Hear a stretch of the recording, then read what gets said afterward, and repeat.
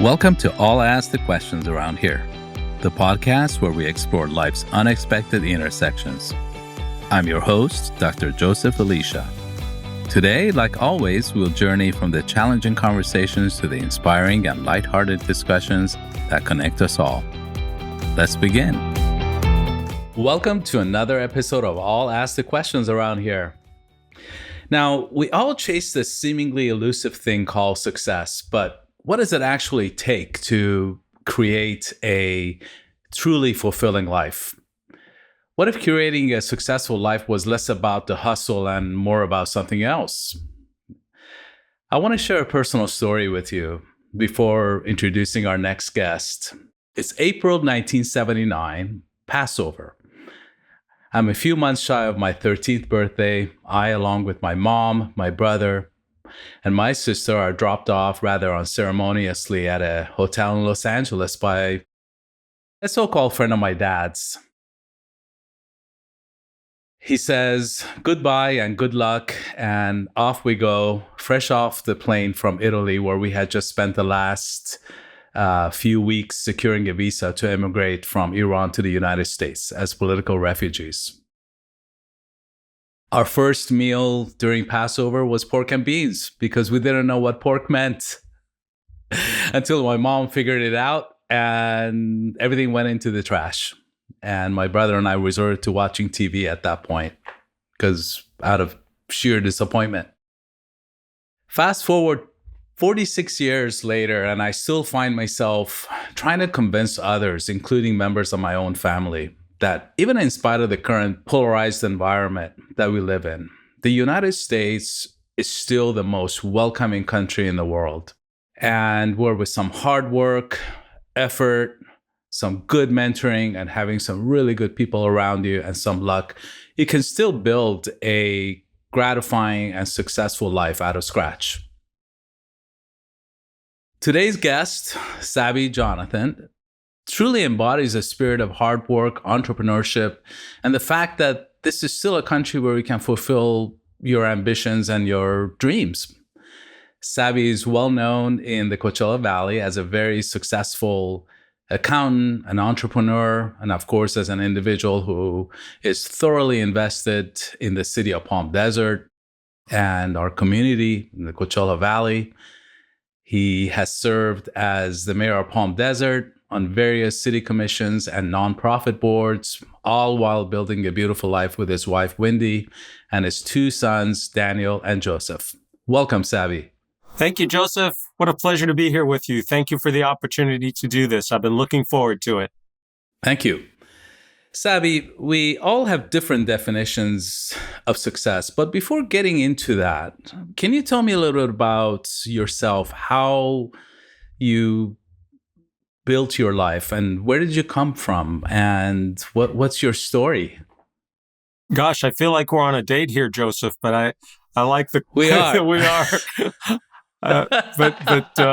I'm happy to answer the question. I got to say, I loved your story at the top of the podcast here. That kind of embodies the American immigrant experience. You know, whether it's the immigrants we see that came through Ellis Island to New York and learned on the School of Hard Knocks and made their bones and their way through, or those that sought persecution like you and your family did, and you were, of course, one of the lucky ones to get out. My story perhaps is not quite as dramatic, but shares certain similarities. I have to kind of go back a generation, and I hate to do this to you, but I think my parents' story is even more interesting. They were both from Bulgaria and escaped both the Nazis and the Russians, barely in some cases. My grandfather had several close calls. There were times when people came and knocking on their... scary times. Yeah. What you read about and what you see in movies. My mom shared with us about being woken up in the middle of the night and her dad being taken away to a work camp, but they survived. And my mother in particular, I'll just focus on her for a second. As a teenager, I think she was 17 or 18, decided to join the Zionist movement and left her family in Bulgaria to go to what was then Palestine in hopes of creating a Jewish state. This was before the state of Israel. And so she did that. My father did that. They were both from Sofia, Bulgaria, but didn't know each other, didn't meet until later on in Israel. But they both lived that story, the Exodus, and later a movie as well. And, they left as young Zionists. My mother's ship, as well as my dad's, were captured by the British. So they were imprisoned on the island of Cyprus. They escaped from. That's unbelievable. Oh yeah, they lived the life. They were part of history. They escaped Cyprus and went to Palestine. My mother immediately was put on a kibbutz, and that same day was handed a rifle and said, "You know how to use this, right?" And she said no. And they said, "Well, point in the general direction if there's a threat, and pull this trigger." And that night there was gunfire around them, of course. And so that was the life. And then they became part of creating the state of Israel. And that brings us to me. That's where I was born. Brand new country. That's unbelievable. What a great story. And at that time, of course, Israel was part of a British mandate. Is that not correct? Absolutely. That whole area in the Middle East was part of the British mandate until UN resolution that divided the Middle East into separate countries. The people there, which were various Arab tribes, and were not united in the sense that we define a people in terms of countries. They were tribal and still are to this day. And the lines that were drawn on a map were just that. They were arbitrary. They had nothing to do with the people and which tribe ruled where. Very arbitrary. Yeah, the whole Transjordan thing. And through the UN resolution, the state of Israel was created. And my parents were part of that. They listened to the famous speech by Ben-Gurion where he said, "We are now a state of Israel." It's very, very touching. And so it was tumultuous times. My dad, prior to the state of Israel, he served in the underground. And as a young kid, one of his chores was to send messages around to the members of the underground saying there's a meeting, that night. And he got caught by the British, and he did what you see in the movies. He took the piece of paper that said where he's going, who he was supposed to notify, and he swallowed the piece of paper. Right.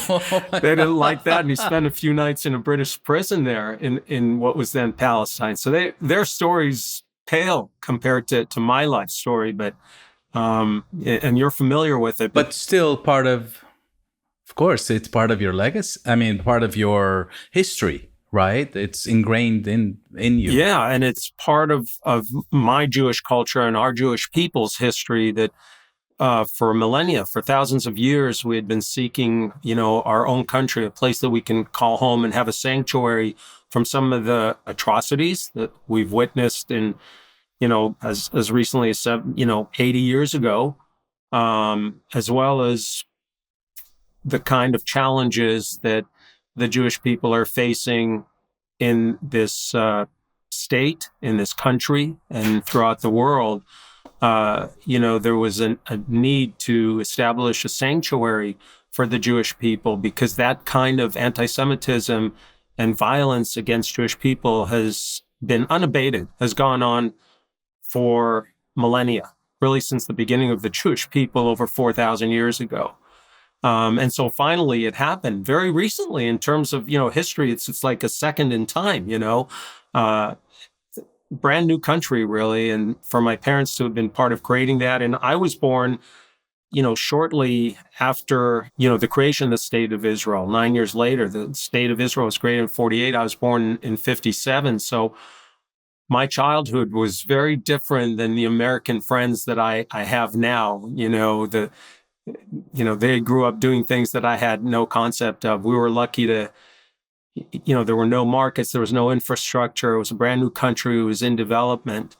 What an exciting time that must have been for your parents. I mean, to literally create a nation and that unified and really served as the only place in the world that welcomed Jews from all over.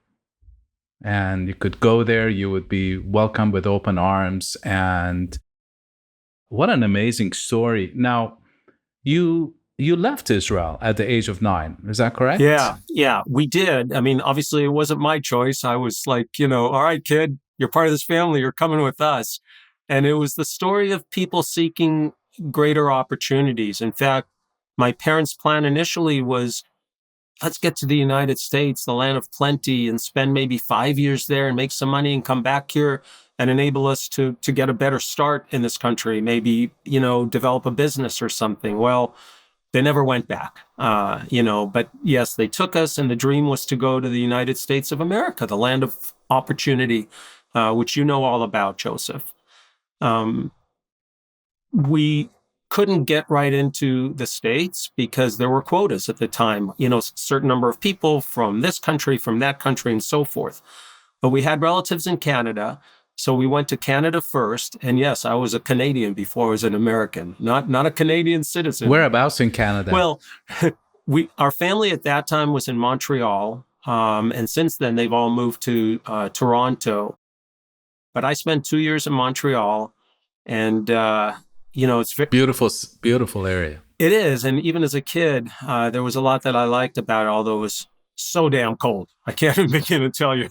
You don't know cold till you've been in certain parts of Canada. We went back for one of my cousins. It was a bar mitzvah, I think. And I got to tell you, Joseph, my dad and I were the ones that made the trip back. And we stepped outside our hotel room to wait for a taxi. And I could literally feel the life freeze out of me. I felt if I was freezing from the inside. If I stood there another 5 minutes, that would be me, just frozen forever. It was so cold. But we lived in Montreal with, we had relatives there and people that helped us. And that was kind of a cue, just a wait until we were allowed to go into the United States with a residence visa and apply for citizenship. And you've been through it, Joseph, and it's kind of traumatic to go from one place where you're very comfortable, it's your life, it's where you were born and so forth, into literally a foreign country where you don't even speak the language. I just remember, just sitting there in the classroom trying to absorb what is going on here. Funny little story I had, I started making friends after a while, and this one kid, he said, let's go play baseball. And I said, oh, okay. Of course, I didn't even know what baseball was. It's not a popular game in Israel, certainly not at that time. And he asked me, now, you have a glove, right? And I said, yeah, I have a glove. So we met after school, and I brought my snow glove, right? I mean, he said glove. I knew that was coming. I know what a glove is. I just remember he was such a nice kid, and he said, Sabby, don't worry. I have one. It's this is what it looks like. It's for baseball, and so thank God for the kindness of strangers and friends. But after 2 years in Canada, we were admitted into the States, and, had to wait a mandatory 5 years. And by then I was older, like 15, 16, 17, whatever it was, by the time we actually got to the citizenship office there. And I remember clearly, it was an individual in his office, all four of us there, and he was quizzing us. First of all, we had to prove financial independence. So my parents brought their pay stubs and W-2s and all that. You wouldn't be admitted if you, as a ward of the state, so to speak. You had to be self-sufficient and a productive future citizen. So they did that, but then they also tested our ability to speak English and read English. And then our knowledge of U.S. government and civics. And, my sister and I, by then, were, pretty well, we're regular Americans by that point, right? Speaking without an accent and all that. So I remember tutoring my parents, about U.S. government, the three branches of government and all that, U.S. history. And they were very nervous. And my sister and I kind of laughed at that because, it's our parents, and here they are, they're nervous, and we're like, yeah, it's cool, it's nothing. But somehow we all passed, and we all became citizens, and like you said, very, very grateful and proud and grateful Americans, because it truly is the land of opportunity, and the American dream is live, and it's real, and it's why people risk their lives to come here, because, the opportunities are there, and you can be successful, as you have been, as I've been, as many, many other immigrants have been. It's interesting. A funny story. about me is I remember the very first time I woke up in the morning and I realized that my entire dream was in English. And it was as if I was so happy. It was as if I had finally arrived, and people I don't know if people realize that, but my thought process, all of my thinking was all in Farsi. And then all of a sudden, one night, I had this entire dream in English, and I think it was about a year and a half or so after we had arrived. And to me, that was kind of like a moment of arrival. That it's like a milestone that I had achieved, and obviously a lot goes into that. We can talk for hours about what it means to be an immigrant coming to a foreign country, and obviously, for me, part of the challenge, and obviously this is not about me, but part of the challenge was that as soon as we arrived in the States, Iran went and took the American hostages for 444 days. And so, of course, there's this, in addition to being an immigrant here, you have this added layer of animosity and hostility, even from my classmates. And that's a topic for another conversation. But Sabby, what did your dad do for a living? I've always thought this was really cool. My dad was a tool and die maker. And that's it is interesting. I remember going to his shops as a kid and just the smell of machinery. I just admired him so much. But it's a tool and die maker is a skilled trade job. It's a blue collar job that requires a lot of skill. And I remember very much later in life, he was with General Dynamics, and all these, highfalutin college grads that were doing design and engineering and so forth would come to my dad and say, now, Moni, that was his nickname, Moni do you think this part will work? Will this work? I mean, at the end of the day, when you're an engineer and doing things on paper and the early days of computers, at some point, you got to go to somebody and make the part that goes into that plane or into that, missile or whatever that's got to work. So that was his job, is to do the tool and dies to create that piece that the engineers designed. But he was his own kind of guy, a gentle giant. And one of the interesting things about him always to me was that he would have classical music and opera playing at his table. And all these, young kids and other workers would come to him and say, well, what's that? What's that? So I think he introduced a part of the world to classical music and opera that otherwise would not have been introduced to that. Of course. That's fascinating. I remember when we were little, we lived in a small apartment, and when my dad always would play some sort of a Persian classical music to go to sleep with. So that was our introduction to that kind of music. We would all be sleeping in our rooms, and here's my dad, in their bedroom. He would play the A side and then side B of the tape.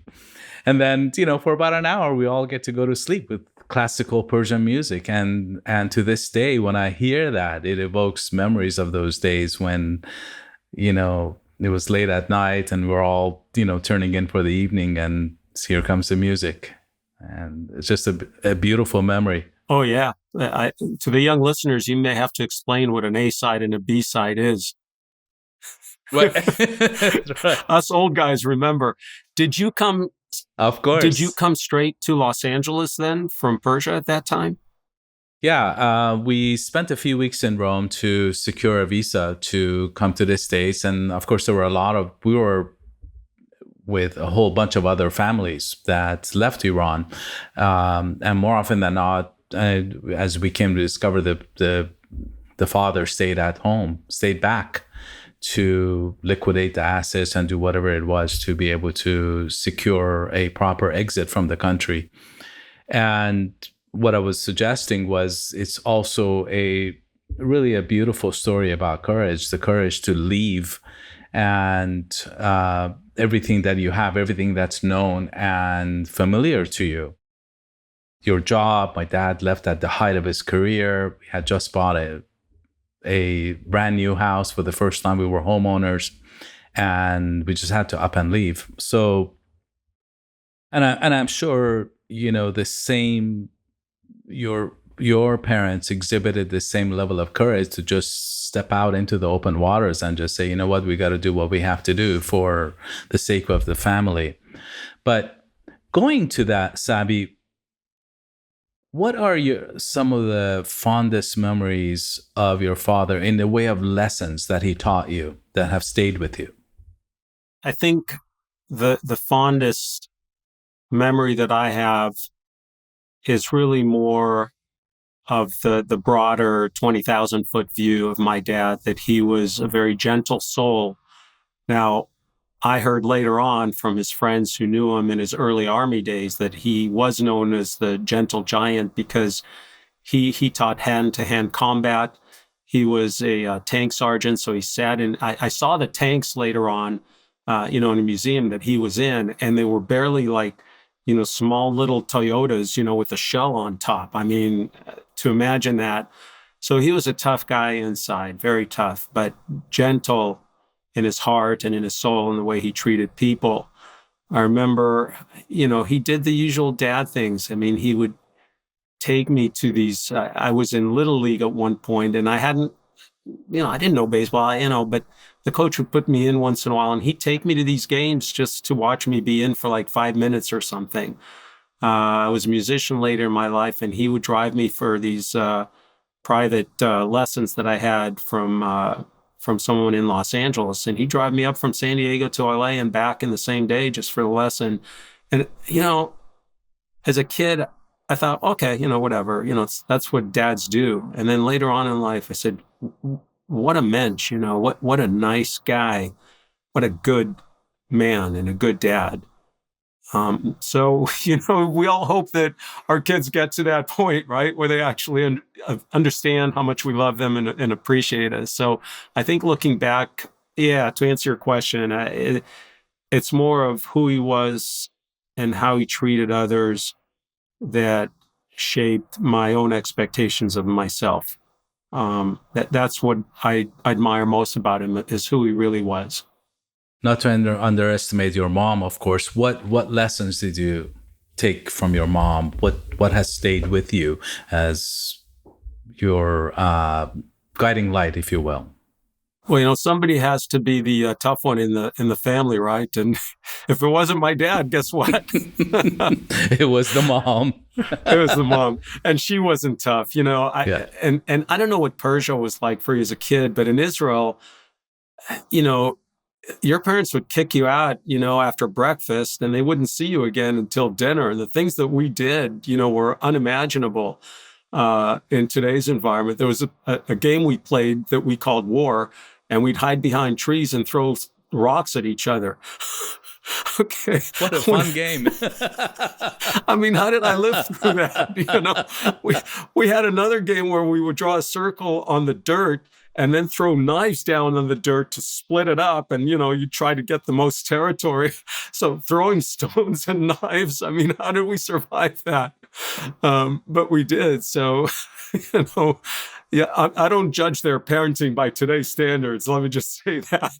No cars, no matchbox cars or anything like that, of course. No. And, no Xboxes or video games or, all the things. We went and there were no, it was back to Israel in its early days. There were no toy stores or anything. I mean, we used to invent games, and I ask other people, did you ever play this? And someone would say, oh yeah. I mean, one of them is we take the dried pits from apricots and dig a hole in the ground, and you each put 2 in there, and then you throw yours into the pit trying to knock others out, and the ones you knocked out would be yours, so you try to accumulate the most number. You create your own your own games, your own toys. We made our own kites. I mean, things like that. So when I look back at my mom, part of it is I really admire that type of parenthood. I guess I really don't want to be judgmental because I've seen different people raise their kids in different ways. And to me, if there's love in the household, it all works out. But my parents were the opposite of helicopter parents, and especially my mom. She just you just kind of breathed in this expectation. You understood she had an expectation that you wouldn't do anything wrong, that you wouldn't hurt others, you wouldn't hurt yourself, you wouldn't be totally stupid other than throwing rocks and knives. She let you develop on your own. And I took that lesson with my own kids. I had enough respect for them that I gave them room. And some parents would have disagreed, and I wouldn't say they were wrong. I would just say that, in terms of parenting, not that I'm an expert, but there are different styles for different folks. And at the end of the day, if the home is filled with love, I don't think you can make too egregious of a mistake. Maybe that's, simple-minded of me, but that's kind of where I'm at. Would your sons attest to the fact that they also grew up in that kind of an environment with you and Wendy? I think so. It's interesting that when you ask a parent, would your son say something, that's my perception. And I'd be interested. I might ask them that at some point. But, I think that we made it a point of giving them autonomy to make their own decisions. And that was one of our recurring themes with them, Joseph, was here's the choice that you have, and understand that every decision you make, whether it's small, issues or big issues, that each one has a consequence. Some consequences are trivial and some are life-changing. But you better understand that the decision-making is on you, and then whatever the consequence is on you. And so there were times when, we would just step back and let them make some decisions that we knew were not, they weren't going to be harmful to them, but they weren't maybe the best decisions. I'm talking even as little kids. And then we would talk about it. And, they might say, yeah, that wasn't the best decision, Dad. I think next time I'll go the other way. It's like, okay, that's what you want. So, it's kind of like preparing the bird to fly on their own. That's our job as parents at the end of the day, is when they're not living in our nest, that they're successful and that they're fulfilled and lead good lives. Right. Now, going back to your early childhood, adulthood, you've arrived in the States as an immigrant and went to USC. Now I'm a Bruin, but I'll still talk to you,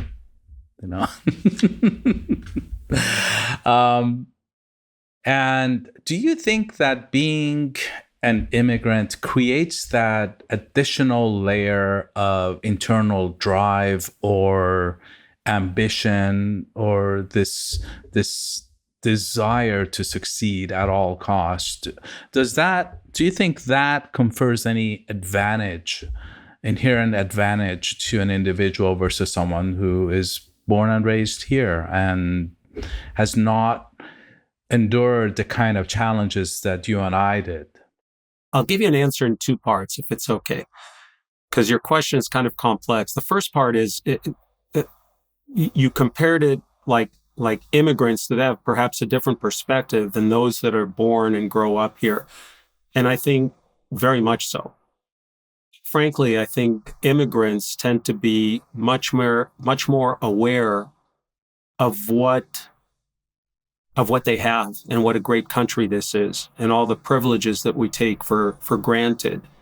People that grow up here and especially people that don't travel, if they want to see real poverty, we were in Belize as an example, and so many other parts of the world where there's real poverty, where people struggle to find food, to find shelter, to survive.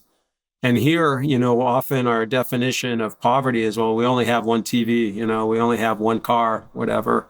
We have a house, but we really want a bigger house. And there's nothing wrong with those desires, but to label certain lifestyles as poverty, I think people just don't sometimes in this country understand how much they do have compared to many others in the world. And I'm sounding negative on people. I don't mean to be. I'm trying to put a positive spin on saying that as immigrants, let me put it this way, we understand that this is a great country, that there is a level playing field it largely is based on meritocracy, meaning that if you work hard, your merits will be rewarded. And that's the formula that I think many immigrants seek. Now, does that cause us to work harder? I think in part, yes. I think immigrants understand that to achieve the American dream, they need to work hard to achieve their dreams. And they know that many do. So there's that motivation. And I have to say that, culturally, you ask me about myself, I think there's a certain cultural expectation that we do our best, that, whether it's car mechanics or, as doctors and physicians or whatever it is, that you work hard and do your best and, you're not expected to do anything less than that. And so I think both as an immigrant and the cultural drivers, we're going to work hard. And it's interesting because I've personally have been at this, meaning anesthesia, for almost 30 years. And in many ways, I think I'm busier now than I have been at any other time before in my life. But I obviously enjoy what I do. And I think that's key in any career. And I know as an accountant, you truly enjoyed helping people and coming up with innovative and successful strategies for wealth management and building wealth and all of that. I'm sure there are people that are listening and thinking, what if you were a chef and you were asked to create a dish that would include all the elements that would create a successful life, what are the primary ingredients? What would you put into that? Joseph, I don't know where you come up with these questions, but they're really good. Thank you. I was up practicing all night. Well, your practice paid off. Look, I think the ingredients in life that lead to a happy life, they have to start with your health. You and I both know people, you probably more than me, that have not been blessed in terms of their health. I volunteer with Challenged Sailors of San Diego, where we take out challenged individuals on a sailboat. Some of them have sailed before, some of them have never sailed before. What an amazing opportunity. Oh, wow. That sounds so gratifying. Joseph, I can't tell you, this guy that I knew said, hey, come on out, try it out. I was so hooked. I'm a sailor, but it wasn't about sailing. It was being around these individuals that, you look at the challenges that they face every day.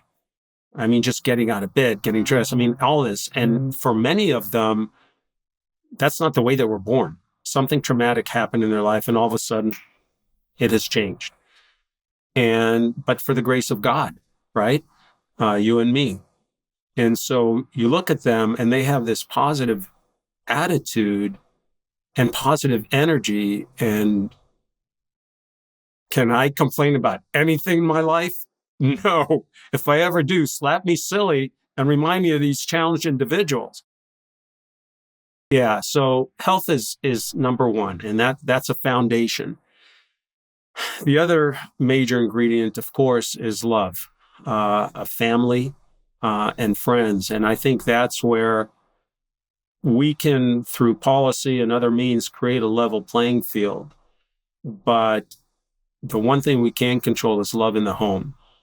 I was lucky enough to be born into an amazing family. My parents, my greater family, complete love and support. And even without, specific words or teaching, this environment of, cultural values that embody hard work, treating others with respect, being a good person, all those things, you just grow up in that environment and you absorb them.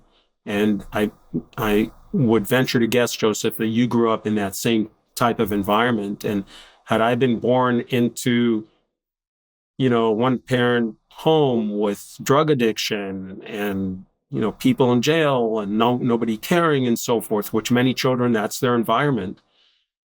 What would my chances of success be, right? So when I look at the good fortune that I have had in my life, those are the two major ingredients. Knock on wood, I've had good health, and then love has been all around me my whole life. So you start with those. Yeah, those are the ingredients. And then I think the rest is up to the chef. Then you take that and you better do the most you can with it, right? Because you are blessed. If you have health and love in your life and you fail, it's on you. Okay. And it's on you to succeed as well. And in whatever way you define success, by the way, I haven't defined success yet, and I wouldn't for different. How do you define success? Well, look, I think everybody defines success in their own way, right? Some look at it in a financial sense, and ironically, many people who achieve financial success, sometimes too quickly, are very unhappy people because they find that, wait a minute, now I just landed $100 million contract, but I'm not happier. I didn't have love in my life before. I don't have it now. Right. And can't buy it either. Yeah. And that's when I think they start, potentially into drugs or other mischief in their life. So many artists that have died from overdoses or suicide or whatever. I think we see people that define success as monetary achievement, and then they find that that's not true happiness. So we all have to find our path in life and determine what makes us happy. I think, to me, if you don't have the life of family, if you weren't fortunate enough to find a partner in life that you love and that loves you, and that you can go through life's joys and challenges through together, maybe it's harder to be happy. And then if you choose to have children and those children love you as much as you love them, and that creates more happiness. Those are my values, when I look at success. But others, there are people that don't care about getting married and they're probably happy. There are people that choose not to have children that, live very fulfilled lives. So how do you define success? I think each one of us has to do that for ourselves. Of course. Sabby, it's interesting. I love analogies. And I think in our previous conversations, you've heard me, invoke a number of analogies. But I often think of money as a magnifying lens in two respects. One, it's a magnifying lens onto your character. And if you're not a good soul, if you're not a good person, and you come into a lot of money, then you're going to end up becoming a bully with the means to bully other people. If you're a benevolent and a character and you're a good person, a good human being, then you become a benefactor of various nonprofits, organizations, universities, whatever it is that you believe in. But in another respect, it's a magnifying lens onto the problems that you have not addressed. In other words, once all the bills are taken care of, the mortgage is taken care of, everything else is taken care of, and once the concerns about the finances are taken away, then you have a magnifying lens on the real issues in your life that money cannot take care of. And so there's always this, often quoted thing that, beyond $75,000, you really won't be any happier. And of course, there's a lot of nuances to that. And, but I think it holds true in many ways. And what I'm hearing you talking about and referring to is just gratitude for what you do have.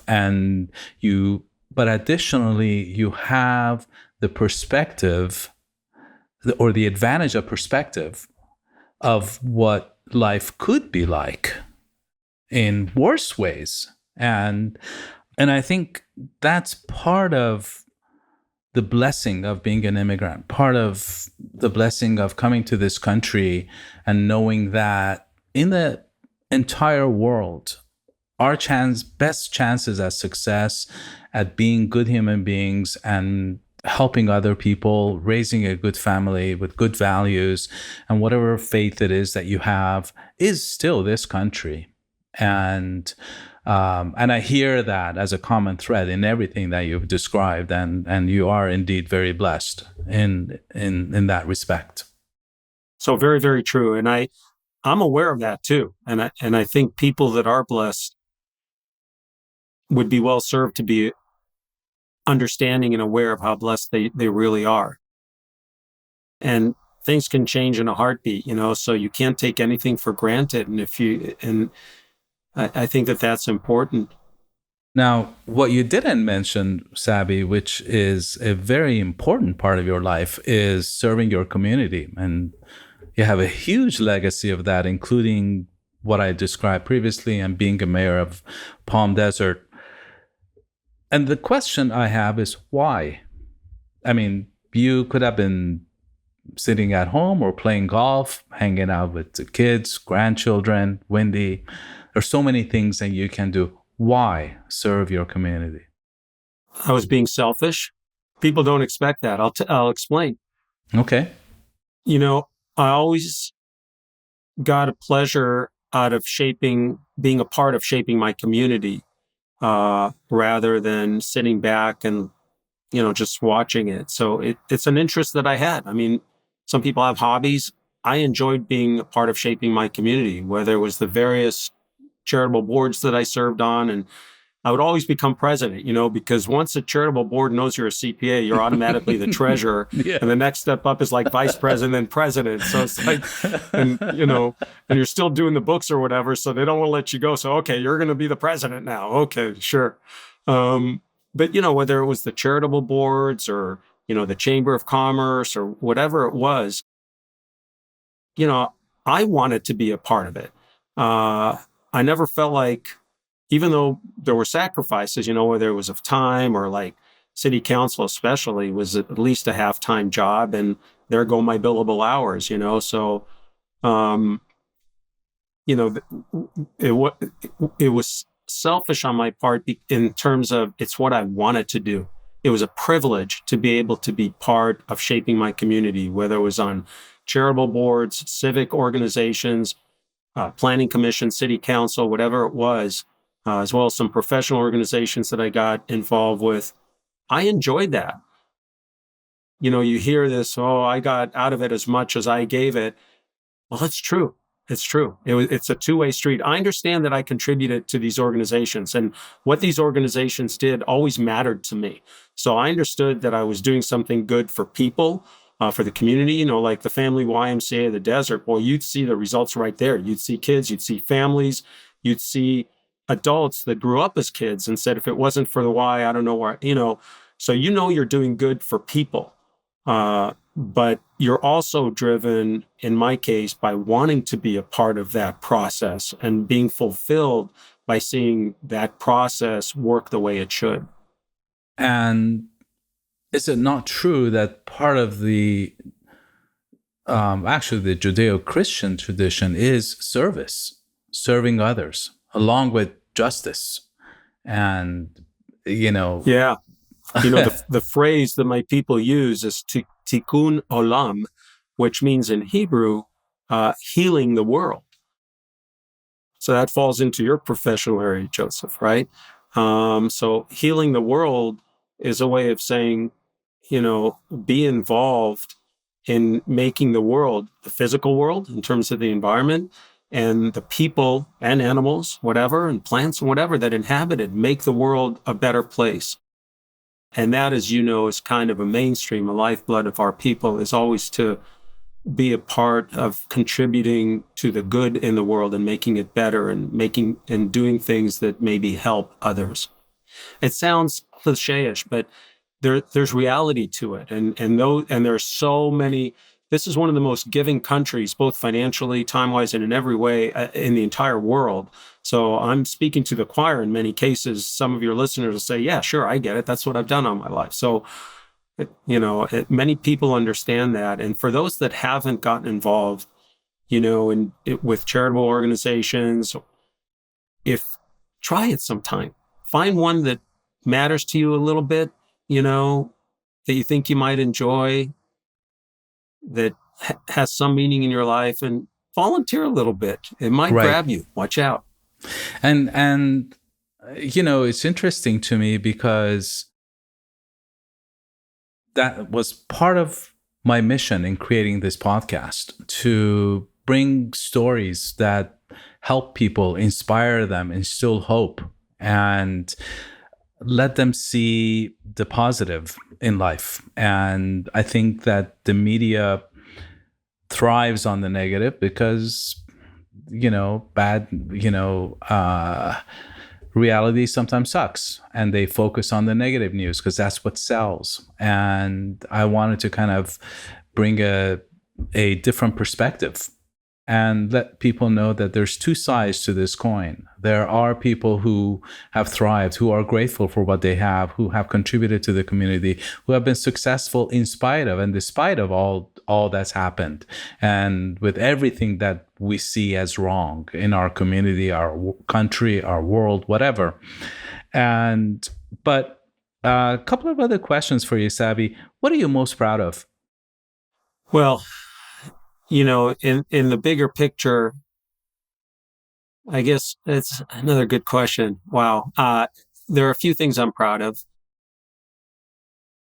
My children, Wendy and I had 2 boys, and they're both very good people, good hearts, treat people with respect. They have their own lives that they created. We haven't coddled them. We've helped where we thought they needed it, but they did it on their own. Both of them are married and raising families and own homes and work hard and are happy and are good people. I think, I don't know how much I had to do with it. Probably was more Wendy, and my role was just stay out of the way and keep your mouth closed most of the time, I've met one of your sons, Joseph, and I can 100% attest to that. Thank you. Truly remarkable individual and a good human being, good soul. Yeah, and thank you. Yeah. Talk to me about Wendy. You've been married 46 years. What's the secret? I'm just so easy to get along with, Joseph. No, I'm just so easy to get along with. That's got to be the secret right there. She might disagree. This is the time for Wendy to come in and tell us the truth, right? Oh, she'd be happy to. Look, part of it is blind luck, right? We met literally on a street at school at USC. We were college sweethearts. I won't tell you the full story, but it was before the first day of class for her. I was in my second year, and we were walking in opposite directions, and really that was the beginning of everything. I'll tell you that I said to her, she's coming towards me, and we didn't know each other. And I said, you must be the most beautiful thing I've ever laid my eyes on.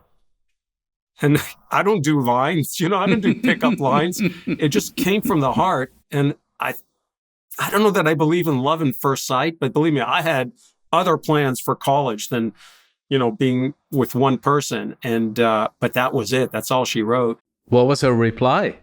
She said, "Oh, thank you." She was so naive. I got to tell you, it's good that she met me because I'm a pretty nice guy, But yep. She was so sweet. She actually, I just don't want to tell the whole story, but we kind of lost track of each other later in the night. Let me just say it was on the fraternity and sorority row. There were tubs of liquor in front of each house, sorority and fraternity house. So I was so inebriated, I kind of lost track of her, and she hunted me down. 2 days later, college, I don't know if it was clear, but we didn't have money. And so I went to USC on a scholarship, and I was a resident advisor. So I got my meals paid for, my lodging, plus I worked 20 hours a week at the desk job. So I'm at the desk, and I, of course, had the night shift, and she comes along. And she had tracked me down and found the friend that knew where I was. And she said to me, "Do you remember who I am?" And I said, "I know." And I said, "You're Wendy." And she just started smiling. That was it. That was it. So part of it is luck, finding each other and then having love. And then, as you know, Joseph, it's not easy. Marriage, are you kidding me? You got kid problems. You got money problems. You bicker at each other because you're mad at the world that day. I don't know how any marriage survives. Ours is 46 years and we've known each other almost half a century now. We worked through the difficult times because there was this strong bond of love that has gotten even better over time, because we're best buddies, we're soulmates. It's sick. We do everything together. And if she goes somewhere like to babysit the kids and I'm not there, we miss each other. The moment we're away from you, it's disgusting. I can't tell you. We're not a healthy couple. We just love each other too much. That is so beautiful, such a beautiful sentiment. And, we're approaching our 30th anniversary, and I cannot imagine. Congratulations. Thank you. I cannot imagine anyone else putting up with me for this long. And you and I both. And I tell her that. Let's keep that our secret. Come on, Joseph. But on a serious note, I find your history fascinating, and especially with the history reflecting back on grandparents who escaped the Holocaust and all of that. And in the field of psychology and psychotherapy, there is this idea of generational trauma, where the trauma that our ancestors or in your case, even the ancestors' experience carries. There are vestiges of that in the children and the grandchildren, and it can impact our mood. There's a higher incidence of trauma or mental illness, and so it almost seems like we have that additional burden of responsibility to shed a positive light on the world and to try to counteract that. Were you ever familiar with that concept? Yeah, I mean, in a couple ways. I had like most Jewish people have had hate incidents. As a teenager, I got into multiple scraps. Ironically, several times it was like 3 or 4 against 1, so I find that anti-Semites are often cowards. But, my view as a Jew, which I think it is also shaped by me being an Israeli, and is pertinent to what you just said, Joseph, which is, the experience of our forebears, our parents, our grandparents can shape our outlook. And in my case, it's anger. When I experience anti-Semitic acts, or when I see them around this country and around the world, I get angry. I get righteous. I go, what are they thinking? So I don't, and I think part of that is when we look at the Holocaust and when our people stayed silent and in most cases, didn't put up a fight and resistance, I think that has shaped who we are as Jews, and especially when you come from Israel. You don't take crap. And we see that, and it's out of necessity. You can argue about the ugliness of war and what is happening in the Middle East right now, and you can point fingers who's responsible and all of that. War is never pretty. It's very, very, very ugly. It's the worst part of humanity. But I'll tell you this, when it comes to the state of Israel, it's all about self-defense, surrounded by enemies that their sworn mission is to eliminate Jews in general, but the state of Israel specifically. And that when that is in the charter of a group like Hamas, how do you deal with that? You're surrounded by people that literally want to destroy you and make an attempt to do so whenever they get a chance, like we saw October 7th. So, how's that shaped me? I get indignant and angry, and it's kind of bring it, that kind of thing. I don't know that that's healthy or the best or a good example for your listeners, but I'm being honest with you, which I hope is what you would want. Yeah. That's absolutely what I want. The other thing I would say, I learned with wisdom that I've encountered people that are anti-Semitic, and sometimes not intentionally. I met one guy at USC. He was from Chicago, and he said, "You know what? You're the first Jew I ever met." I go, "Are you kidding me?" And then I know in Chicago is very departmentalized. If you're Italian, right, you're in the Italian quarter, whatever, you know? Right.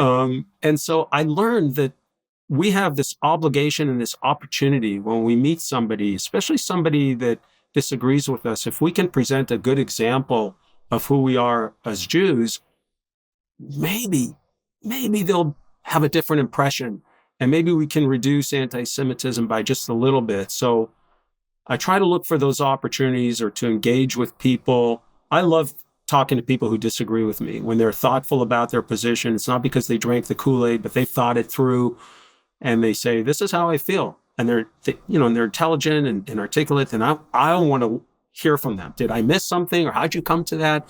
So if I have that conversation with somebody who's looking at an issue like the Middle East, like the Jewish people, whatever, that is contrary to mine, it's an opportunity to listen to them and also to maybe give an example of something that they're not aware of. As long as people are willing to rethink what they believe to be the truth. And some people, unfortunately, are geared to fall on their own sword of misinformation and whatnot. But Sabby, you've been an amazing guest on my show. I wanted to kind of finish up by asking you one question. How would you like to be remembered? By family, loved ones? I'm throwing some hard questions at you. It's another good question. I'll be honest with you again. You have a great ability, Joseph, to bring out honesty, and I hope I never regret this. But, I just turned 68, and you start thinking about mortality and, how you've impacted this world and people that you've known. I think what's most important to me in terms of how I would want to be remembered is I would want my children, especially, and hopefully my grandchildren, if they get old enough, if I'm around as they get older, remember me, is to laugh about my quirks, but to say he was a good guy. He's a good guy. Love that. Simple and to the point. That simple statement, though, packs so much. Because a lot goes into that. You have to be loving, be giving human being, compassionate, kind, receptive, caring. That packs a punch. I've learned over the years, nobody is really black and white. You're not all good or all bad. You're different shades of black and white and gray and everything in between. And you do some things that are really good and do some things that are bad. And things that are in between. Maybe we're short-tempered once with somebody and said things that you shouldn't have, whatever. And so if somebody looks at another person and says, he's a good guy, to me, that means that they've taken the totality of who you were, blacks, the whites, the grays, and said, he lands on the good side, for whatever reason. And I'll take that. I'll take that as a win. That's wonderful. And definitely one of the things I'll say about you after 120, 130 years. And that's how we say it in Farsi, after 120 years and, Exactly. Yeah. In Hebrew, we say Ad 120, until 120. That's how we wish somebody a long life. So right. You and I share a lot of cultural similarities. That's for sure. Yes. Sabby, I'm immensely grateful for your time. I feel like I've learned so much about you, and I'm definitely coming away with a deep sense of gratitude, even more of a sense of gratitude for life and what I have, knowing you. And I've learned a lot from you. And I wanted to thank you for this time. You're definitely one of the people I will want to have back. Because I feel like we're not done. We can talk a lot as we have in the past. Joseph, the pleasure has been mine. Thank you so much for this opportunity. I do think someday somebody has to interview you. Maybe we'll switch roles one day, because I think you've got some interesting stories to tell. Sabby, you forgot the name of my show. I'll ask the questions around here. Yeah, but you haven't defined who I is. So I think on one episode we switch roles and I'll be the I. You know what? I'll take that challenge. There you go. And I'll have you interview me. How's that? Exactly. You're on. All right. You got it. Sabby, give my best to the family. Thank you again so much for your time. And it's always good to see you. And the same, Joseph. Thank you. Thank you. That brings us to the end of another episode of All Ask the Questions Around Here. I'm Dr. Elisha, and I hope today's conversation gave you something to reflect on and perhaps something to smile about. If you enjoy what you heard, please subscribe wherever you get your podcasts and join us next week for another journey through life's complexities and comforts.